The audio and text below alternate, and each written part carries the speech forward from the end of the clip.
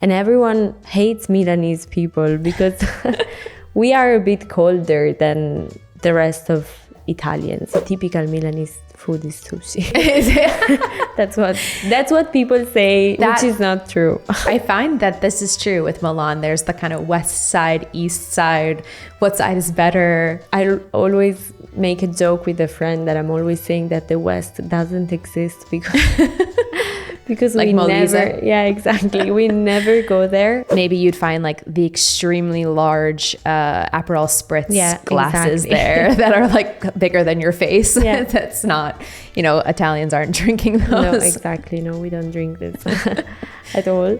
This is Italian for Sure, the podcast about Italian culture. I'm your host, Catrin Skaperdas, an American living in Italy, and I interview Italians who passionately share their wisdom, stories, and insights about Italian culture.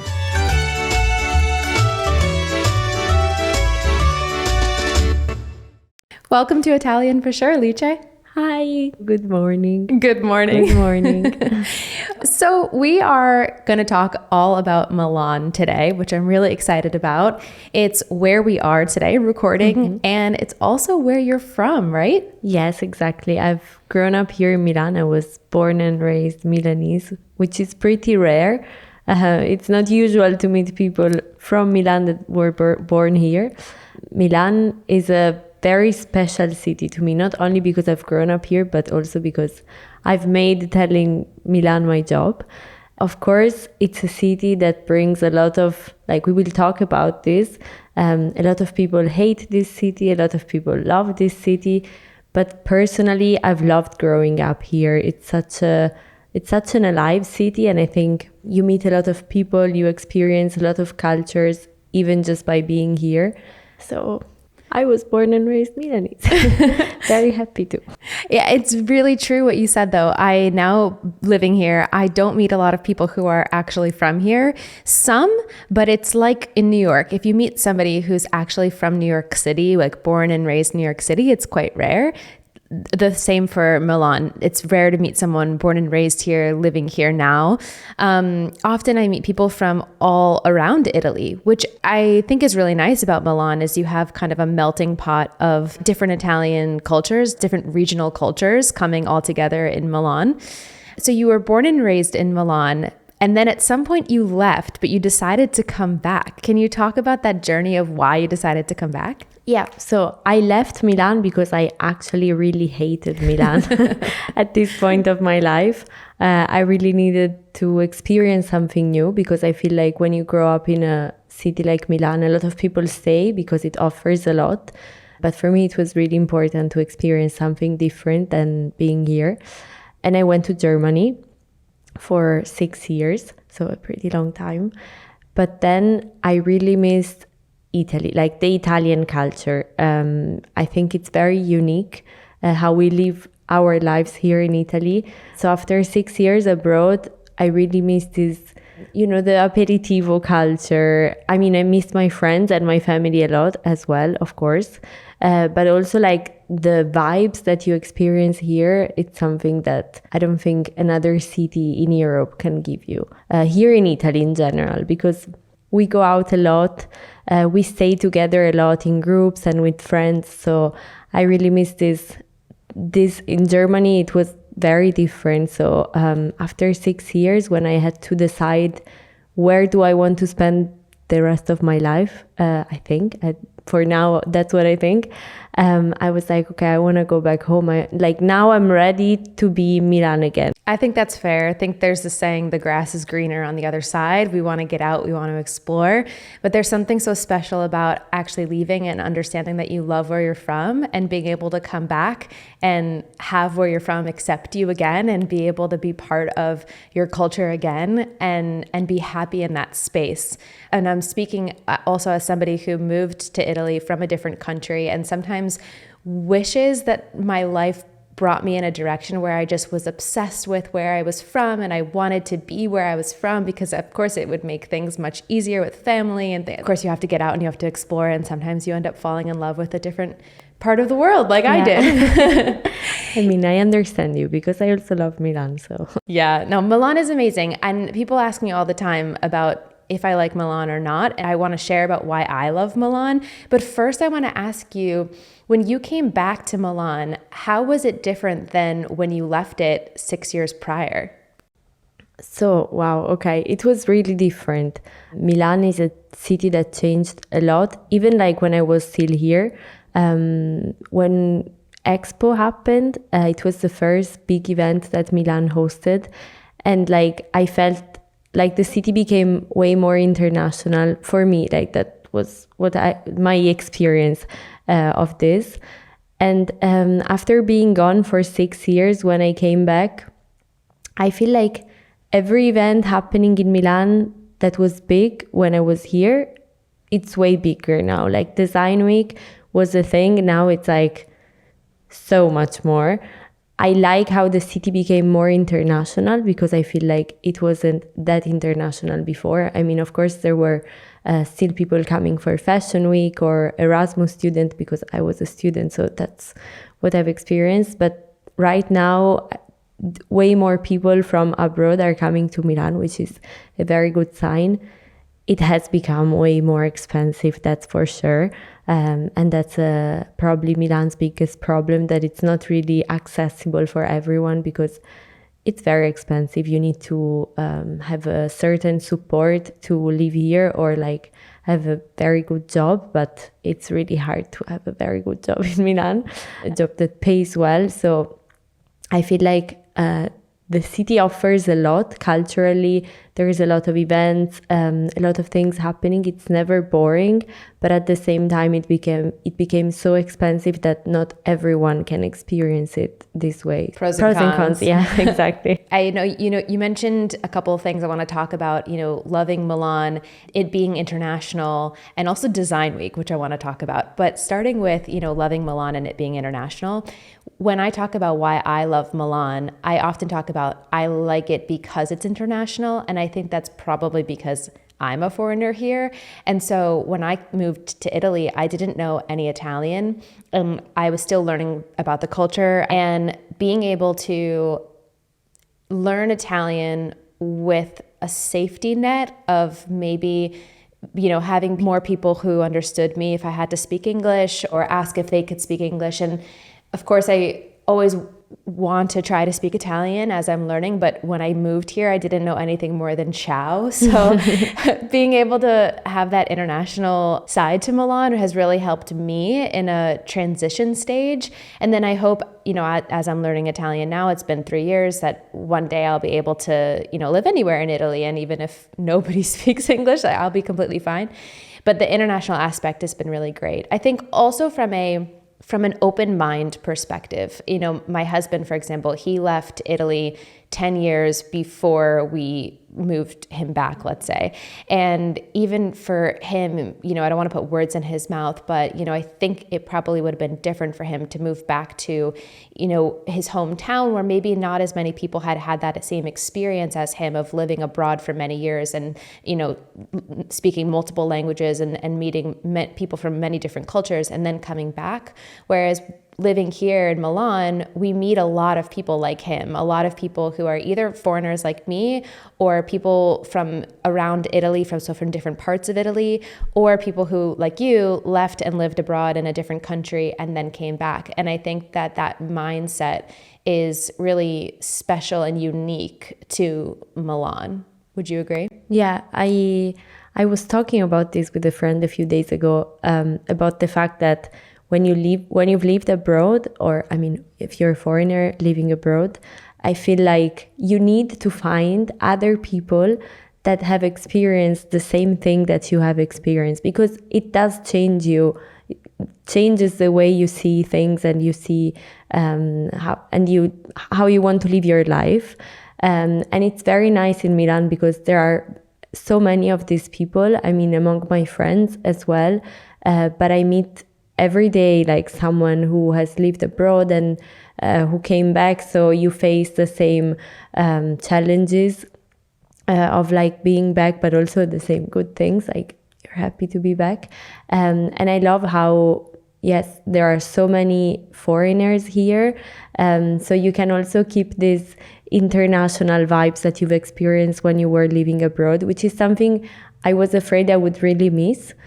But I've met so many really nice international people, and now I can still experience this thing by still being at home, which is very cool.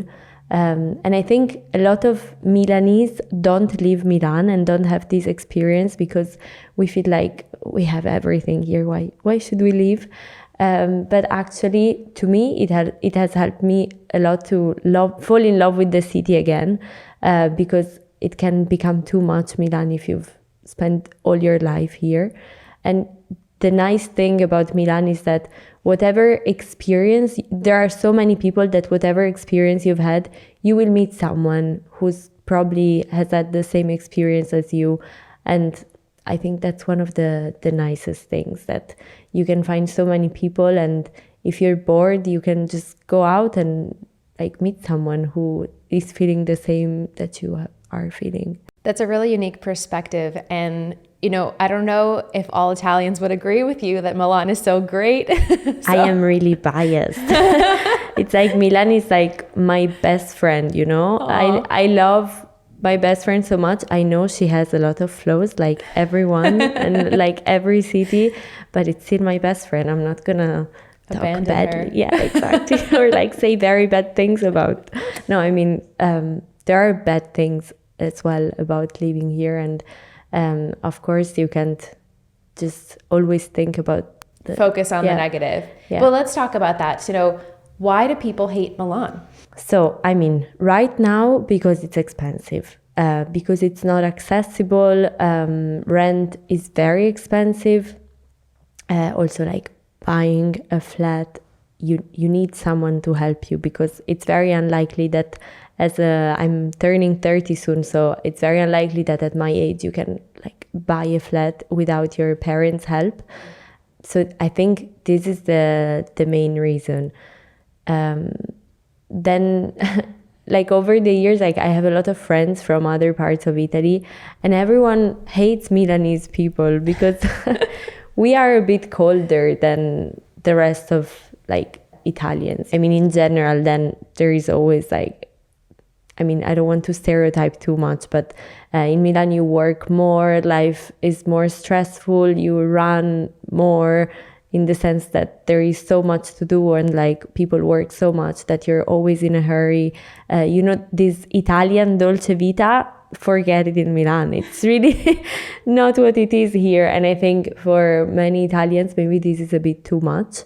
And for example, people that move from other parts of Italy to Milan, maybe they come here thinking like, this fancy Milanese life, but then you can't really experience it unless you have a lot of money to spend.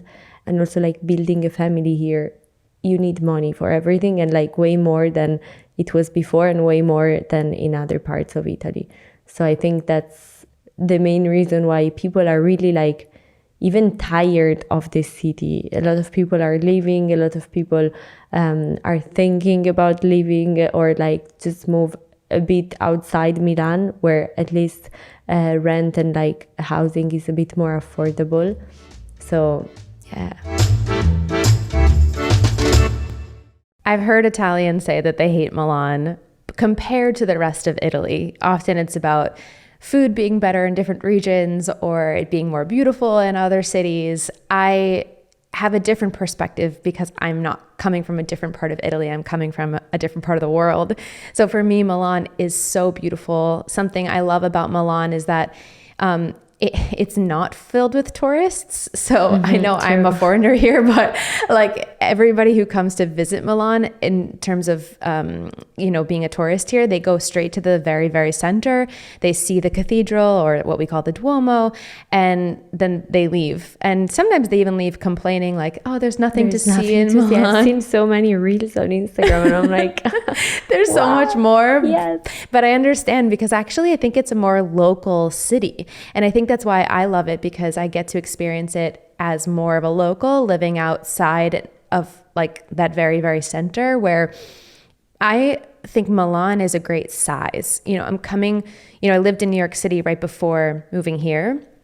And New York City is very big and it can be a bit chaotic. Whereas Milan, it's big in the sense that It has so much to do. There's so much going on. There's many different neighborhoods, but small enough that when you're living in your neighborhood, it feels like a town. You know, I go to my local cafe, which in Italy they call bar, for our listeners, and they know my order. They're like, oh, the usual, you know, and I go in and they just, you know, they make me my cappuccino decaf with my oat milk.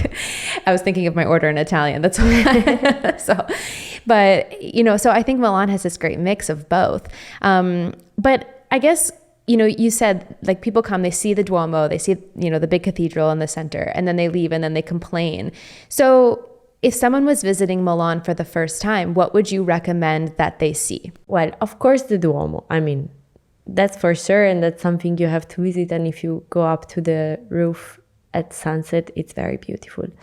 Then the most touristic things to see, which you should see because they're very beautiful. There is the castle, Castello Sforzesco. There is Arco della Pace, that is also very nice. La Pinacoteca di Brera, like the Brera Museum, that's also very important. Then I would definitely go on Navigli, not at night because I'm not a fan of Navigli at night. That there it gets very touristic, but during the day around sunset always also it's very nice. And then for me, really like getting lost in some neighborhoods like Porta Venezia. For me, it has like the most beautiful buildings, and just getting lost in these streets and visiting Villa Necchi. There is a museum that is very hidden. Not many people know about it. It's called Casa Museo Boschi di Stefano. Have you ever been there? No. Okay, you should. Hidden gem. It's a museum in an apartment. It's like this couple that now isn't there anymore. They collected artworks. So you enter like a very normal, classic Milanese apartment that is filled with art. And for me, that's one of the most beautiful places in Milan. I really love it. Is it always open or is it only open during special events? No, it's always open. I think at some point it was open only during the weekend, like from Friday to Sunday. I don't know how it is now, but you should you can always visit in the weekend for sure. I will. Thank you. Yeah, no, really, it's very beautiful. And then just getting lost in this Porta Venezia area and Brera, of course, and then maybe I'm the only one, I don't know, but I really like the modern part of Milan as well. I remember when I was younger, Piazza Gaulenti, it wasn't like you see it now. And I remember when they built it, for me, like I was going there a lot because I felt the need to escape Milan, and it feels so different from the rest of the city that to me, when I was like 18, it felt like I wasn't in Milan anymore. It was my escape inside of the city. So I really like this square as well because it's very modern and very different. And I like walking from Brera to Piazza Gaulenti to experience how the city changes in this path. Can you explain that a little bit more for someone who might not have been to that area of Milan or to Milan at all? I would think of the word skyscrapers or, how would you describe it? Yeah, with skyscrapers, which is something that Milan hasn't always had. And the rest of Italy doesn't have, really. No, exactly. It's just in Milan and just in that area. Yeah, and it's very new, it's very modern, so with glass and I don't know, for me, like it's modern. Some people might prefer or think of Italy as like the tiny streets and the churches. In Milan, we also have this more modern part, which I like as someone who lives here because you experience a different type of city when you're in those areas. Yeah. I have to say, as a New Yorker, I don't like Yeah, exactly. Of course. But that's only because I come to Italy and I'm like, I want the small streets and the buildings that can't have more than 4 floors. And, if I want the skyscrapers, I'll stay in New York. But I think now after being here for 3 years and it being more home rather than feeling like almost like an extended vacation, I do appreciate it. And I appreciate that Milan really does have such different neighborhoods. I mean, you touched on some of those neighborhoods. Could you talk through some of the neighborhoods in Milan in detail. For example, what would someone go to Brera for? I go there, for example, for shopping, or there's Fashion District, which has the more like luxury brands. You mentioned Navili, which is like 2 small canals. Which neighborhoods of Milan should people go to for which things? Yeah, okay. Complicated because in every neighborhood you can do more things. I would definitely go to Porta Romana or Porta Venezia to have a drink, like aperitivo, like to go out at night. These are my 2 favorite areas. I would go to Navigli for like a Sunday walk. There are also often markets there, not always but sometimes. And I really like it in that moment, like on a Sunday morning, because at night I really don't like it. But it's like that's young, personal, but touristy, like almost, I don't want to say cheesy tourism, but that tourism that you can tell they're just trying to get you in and appeal to the tourist rather than just be true to the culture and letting you experience it and come in if you want. I'm trying to think of an example, like maybe you'd find like the extremely large Aperol Spritz glasses there that are like bigger than your face. Yeah. That's not, Italians aren't drinking those. No, exactly. No, we don't drink this at all. And then Brera, for me, also for a walk, like there are a lot of nice boutiques. There is the museum, which if someone is visiting Milan should visit. So I would go there for like a Saturday walk. It's very lively. Brera and Garibaldi, both these areas. Brera has like the small streets, not to speak for all Americans, but I come to Italy thinking of, you said, those small streets. And I think Brera has that in Milan.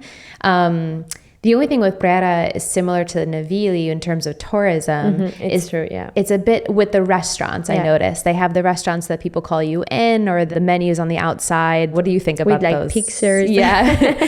So I always tell people when they come here, they're like, where should I go? Where should I eat? And I say, Milan is filled with restaurants. It's easier to tell you where not to eat. And so I don't know, tell me if this is wrong, but I tell people not to go. Yeah, no, I never go to Brera. There are a couple of few nice restaurants, but not that. There's this one street in particular I'm thinking of in Brera that has all those people calling you in with the menus on the outside. No, like that's that one street to avoid.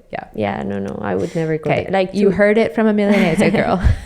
To eat or drink or have a nice aperitivo, definitely Porta Romana and Porta Venezia. Like these are the 2 areas where then I'm biased because I'm from the east of Milan and I never go to the west. So for me, this is my personal opinion, I would always go. I agree with you because we're talking right now on the east side, which is where I also live, where we are today. And I find that this is true with Milan. There's the kind of west side, east side. What side is better?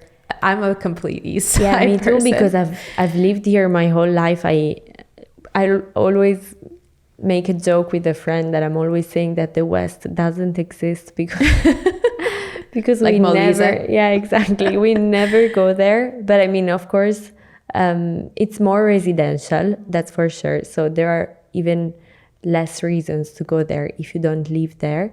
But of course, there is a lot to experience there too. And now, since my job is exploring Milan, I have been there way more often in the past 3 years.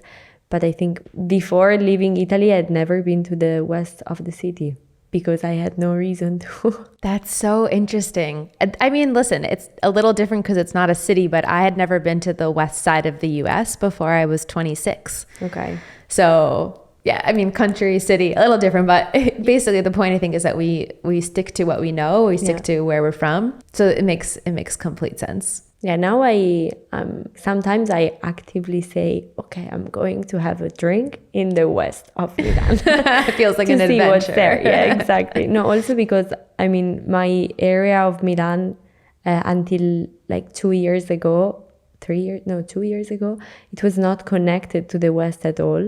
So to me, all hail the blue line. Yeah, exactly. There is a new metro line, and to me that's the best thing that happened to this city because it's right where I live now, and like moving with the tram or with the bus to the west would take me more than an hour. So it was really, and I don't really like using the car. So I absolutely love the Blue Line as well. I once called it the M4, and because it's the M4, right? But then my Milan or my Italian friend said, no one calls it by the number; they call it by the color. So it's the Blue Line. But same, because when I moved here, it was in construction, so it wasn't built. And then when it was finalized, it made it so much easier to move around. And I agree about I can't drive in Italy just because you can't take the written test in any other language, I think, other than Italian. So I'm not at the proficiency in Italian that I can take the test. So I rely on public transportation. So I'm really happy with the Blue Line that it exists now. I think public transportation might be another reason why people hate Milan. Hate it? Oh, I was going to say love it, because I don't think any other part of Italy has this much public transportation. Like, how do you get home at night when it's late? It's very complicated. Because the subways close at noon, at like midnight? midnight. Yeah, I'm not up that late, Alicia. me neither, not that often. But when it happens, I'm like, how do I get home now? I have to take like a tram, maybe a bus, and wait 25 minutes. And I mean, Milan is not safe. Like, I'm not happily walking around at night in Milan because it's not really safe. So when you also have to be out 1 hour trying to go home in the middle of the night, that's not the best.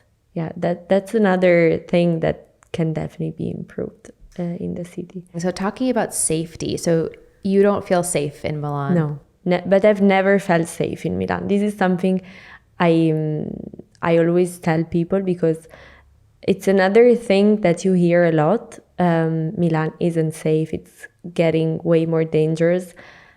I don't know if this is true, because I think there is just right now there is on Instagram and on social media, when you say this and then more people say it, it feels like it's more dangerous. But actually, I've always felt unsafe in Milan when I was in high school. Like, I mean, bad things have always happened because it's a big city. There are a lot of people. So, of course, it's not safe. Like, you don't know who you're going to meet. And of course, right now, since this is a topic of conversation, as soon as something happens, people talk about it more. So you feel, when you live here, you feel even less safe than before. But in my opinion, it has always been really not a safe city. Like, I've lived in Munich, and there you go, you walk at 4 a.m. alone and you feel really safe. And here I've never had this feeling. That's an interesting point, is its perspective. So you coming with the experience of Munich now, you've never felt safe. Then you moved to Munich, it felt really safe. And then you came back to Milan and still felt unsafe. I'm coming from, well, I didn't grow up in New York City, so I grew up out on Long Island. But having lived in New York City and spent a lot of time there, New York City for me feels very unsafe even today, especially today. I think it's actually just gotten worse, to the point that Milan actually doesn't feel that unsafe to me. I actually feel very comfortable in Milan. And I always say that the thing I think that I have to worry about here that I didn't have to worry about as much where I'm from is the theft of my belongings. So like pickpocketing, or someone just like grabbing a phone out of your hand and running, which happened to a friend. So theft more than safety, like for my life. Okay. I feel like in New York City, it was more feeling unsafe for my person, whereas here it just feels like more unsafe for my stuff. But that's my perspective. Yeah, it's different. I think everyone also around this topic experience something different based on their personal experience they've had before. Because of course, if you come from a smaller town and you hear all these like people being robbed and also with violence sometimes, then of course they would feel unsafe because these things happen less maybe in smaller towns. So yeah, I don't know. It really depends. Like, I also feel unsafe for my life sometimes. Yeah. In some situations, you never know who you meet because there's so many people living here and you don't know like who's gonna do something bad to you. I don't know. Bad people everywhere, but you just gotta be alert, I guess. Okay, so we're gonna play a game. I'm gonna ask you your rapid fire favorites. So I'm gonna say like restaurant, and then you would say your favorite restaurant, or cafe, and you'd say your favorite cafe, etc., etc. Okay. Are you ready? Yeah. Okay. What's your favorite restaurant? Nebbia. Oh, where's Nebbia? Navigli. And what kind of food do they have? It's like modern Italian. Ah, okay. Sorry, this is not as rapid fire as I thought, but I'm curious because now I'm definitely going to go there. And Otto Cene, also in Porta Venezia. These are my two favorites. I'm going to look those up after this. Thank you very much. Cafe. Sissi. Oh, I completely agree with you. Milanese, but I love Sissi. It's the best. They have the best. I mean, you would call it cornetto, right? Because it's more soft. Brioche. We call it brioche in Milan. In Milan, it's brioche, but in the rest of Italy, it's cornetto. Yeah. Which to anyone listening, probably you would know it as a croissant, I feel. Because in the US, we say croissant because of France, the influence. But it's much softer. It's Sissi. Yeah. It's like, it's more brioche, I think. 'Cause even in America, we say brioche, but it's like softer in the shape of a croissant. Yeah. Okay. Absolutely love Sissi. Also because they have the kind of secret garden in the back that, and if you don't know it's there, it's quite beautiful. Yeah. Especially in the period where there are these big purple flowers that hang down from the ceiling. Favorite gelateria? Oh, okay. That's hard. I mean, I have one very close to home that is Il Gelatario. That is very good. So, but it's not like your favorite. I always go there. I love it. It's really probably one of the best. Yes. Okay. Do you know Out of the Box? Yeah. That's my favorite. Okay. Specifically the flavor mocha. Okay. I've never tried that flavor. We'll go together. It's really good. Are you lactose intolerant? A bit, yes. Oh. But I eat gelato anyway. No, well, actually at Out of the Box, they have a lot of the natural, not natural, but like a vegan, without milk flavors. So amazing. A favorite aperitivo spot? Namaste. This one's new, right? It's only been a year? Or maybe no, it's 2.5 now. Oh, okay. Yeah, it's in Porta Romana. And for me, that's they have the best vibe. The owners are super nice. Their Bloody Mary is very good. I've never had a Bloody Mary in Italy. You should. You should there. And the food is also very good. So to me, that's perfect. It's not fancy. It's the best vibe. I don't know. It's what resonates with me the most. And I really like Namaste. And is that, so you said Bloody Mary, because Bloody Marys for us would be more for brunch in the morning, but you said aperitivo. So this would be 6:37. Yeah.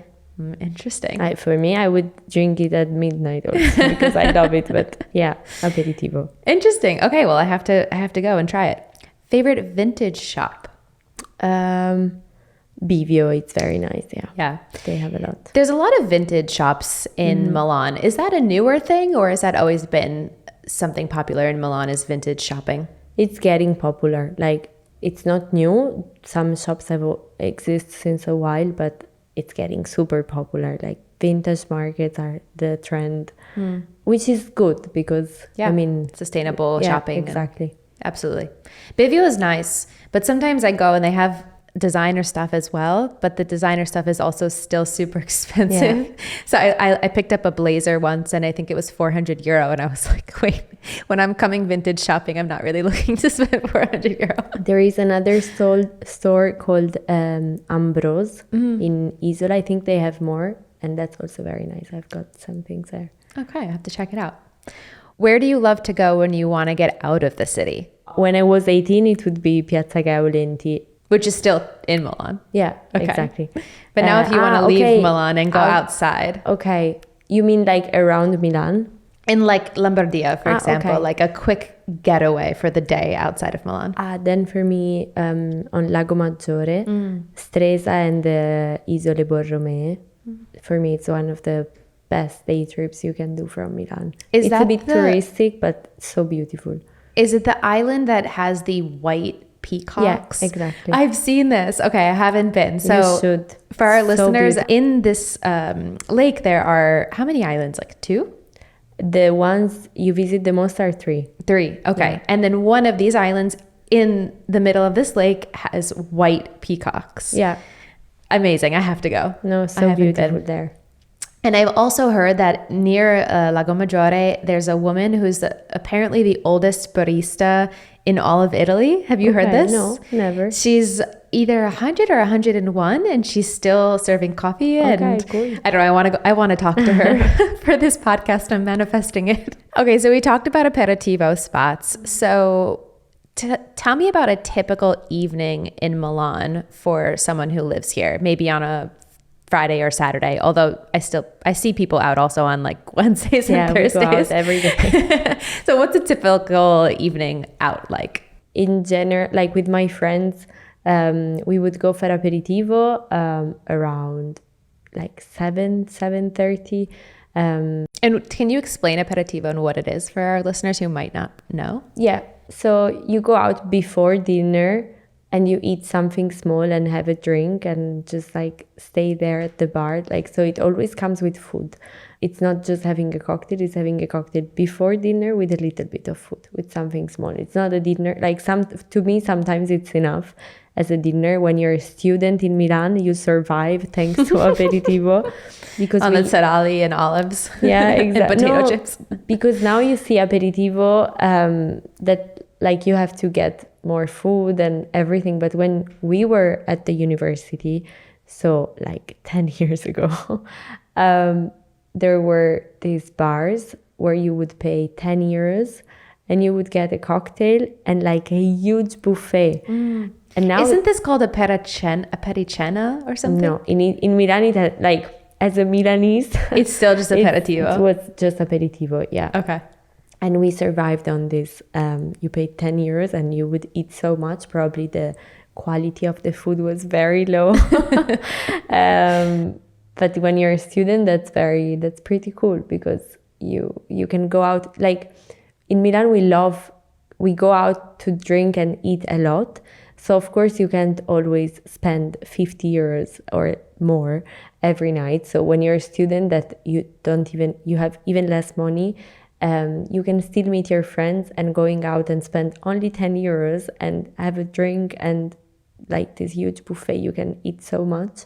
So that was very cool, I think. I mean, of course, the quality of the food was probably very bad. I don't know, like hygienically, probably also it wasn't the best, but it allowed you to meet your friends more often because here in Milan, we don't meet that much at home because homes are very small.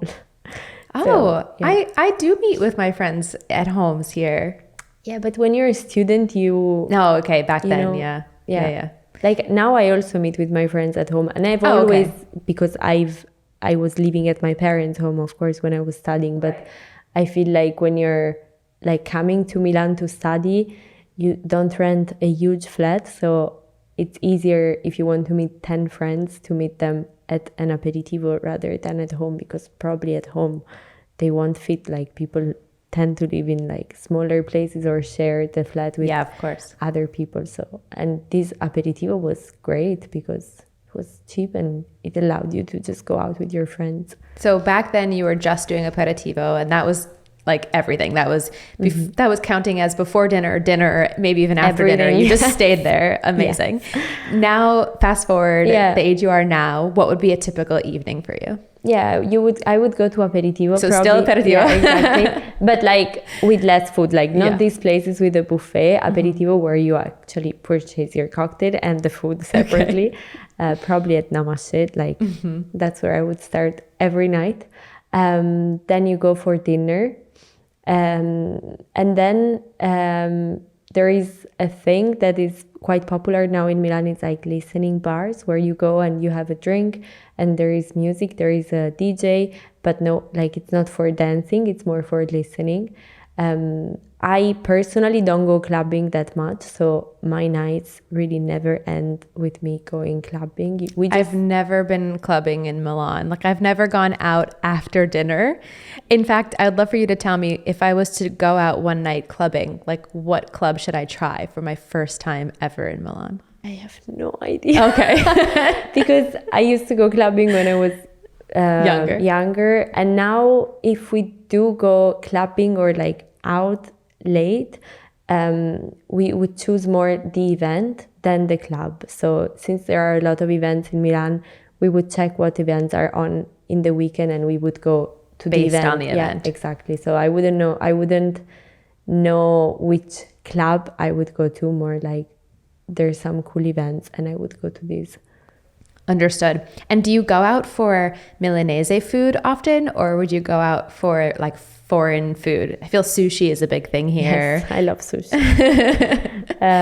The typical Milanese food is sushi. That's what people say. From the rest of Italy. They say that gosh.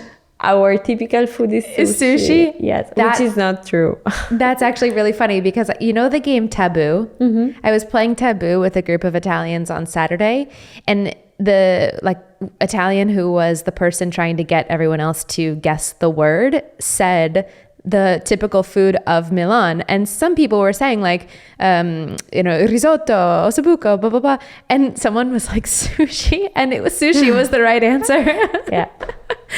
That's so funny. But no, in general, you can really get anything in Milan. So I don't go very often to eat Milanese. Mostly if someone is visiting, then yes. Otherwise, yeah, like pizza, sushi. Favorite pizzeria? Probably Giolina.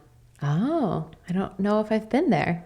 It's around the Porta Venezia area. Okay. It's also very pretty. Like I would bring whenever someone asks, I bring them there. Yeah, exactly. Okay, I'll check it out.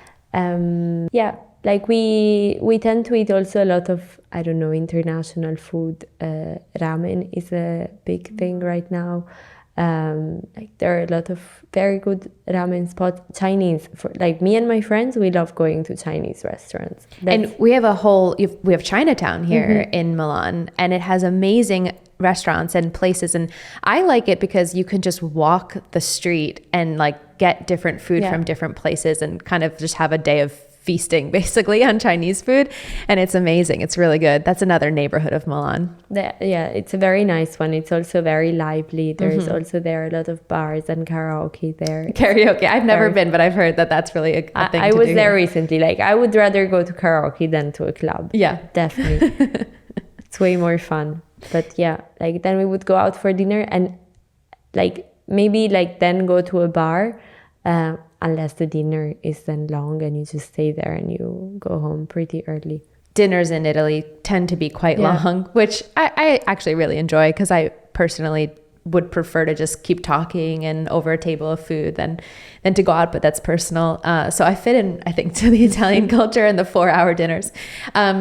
Really quickly, can you help me remember the typical Milanese dishes, or I don't know if they're from Milan or just from Lombardia as a region in general, like risotto con ossobuco. Exactly, risotto with the ossobuco is very typical. Yeah, it's very typical. Then there is a version of it that is my favorite, that is riso al salto. Basically, it's the risotto's leftover. It's a poor dish that now they make it a bit fancy, but which is so Italian, by the way. So many things that I love around Italy. They're like, oh, they made this because they were poor and they only had these 2 ingredients, and I'm like, but this is amazing. It's so good. You know? It's basically a crunchy risotto. It's you do it with the leftovers from the risotto from the day before. And then you make it, I think, I don't know exactly how you cook it, to be honest. But then it's crunchier and you cook it in a pan. In the oven? In the oven, but also on the, my mom used to do it in the pan. In the pan on the stove. Oh, okay. Yeah, it's very good. Amazing. And then cotoletta? Cotoletta, yes, cotoletta alla Milanese. Then we have the mondeghili. Like the meatballs? Yeah, it's fried meatballs. Yeah, exactly. I think these are the the main, like the most famous. Then in Lombardia we have also something I really love, which is pizzoccheri, but it's more from Valtellina, so from the north of the region. Which is a pasta dish, right? Exactly. It's a type of pasta cooked with a specific cheese and potatoes and cabbage. So good. And a lot of butter. Really I feel I've had it often in rifugi, the, like, for our listeners, the like huts basically at the top of mountains. When I go hiking, they often will have, like, they'll serve food that you can get, and they'll have pizzoccheri. But you're right, in that area, if we go hiking in that corner of Lombardia. Gorgonzola, I guess, as well? Yeah, it's from the region. From the region. So, Alice, we've almost made it to the end of the interview, and I would love for you to help our listeners. If someone was coming to Milan, how could they easily find out, what to do, what events are going on, how to meet new people? Where can they find all this information? So, well, this is my job. That's what I do. Basically, of course, like on Google, you can find a lot of information, but I've created an Instagram page about Milan in English because I felt that was missing, because there are a lot of pages about Milan in Italian, but not in English. So for foreigners that live here and people who are traveling to Milan, that is called Days of Milan, where we talk about what's going on in the city, events, where to eat, where to shop, basically everything you might need to know about Milan. And we organize lots of events as well. So if you're traveling to Milan and want to meet some Italians and foreigners living here, you should check out if there are some events going on, because we organize a lot. That's it. That's my of course there are other like pages or things like websites. There is Yes Milano, that's the official website of Milan, that also gives you tips on events and what to do in the city. But yeah, you can check my page and text me if you need anything more specific. You're so sweet. I absolutely love your page. So Days of Milan. And then you also have Nights of Milan now as well. Lots of events. Also, even you had some great recommendations, one of which I took this weekend. I went to a Sagra of Polenta. Okay, cool. Close by, because you had mentioned it and I wanted to get out of the city, and it was just a 45-minute drive. So my husband and I went. So thank you for that recommendation. Oh, cool. You are from here, so I think that also is a big part of why your page versus maybe just a random Google search is a really good resource, because you're a local. And so thank you for doing what you do and helping us all understand how we can enjoy Milan even better. Thank you. Thanks for joining Italian for Sure, Alice. Thank you for having me. This is Italian for Sure. Thanks for listening to this episode of Italian for Sure. If you liked what you heard, make sure to hit the follow button wherever you listen to podcasts, and hit the subscribe button on YouTube. If you want to connect, find me on Instagram and TikTok at Italian for Sure, and let me know what you found most interesting. Until next time.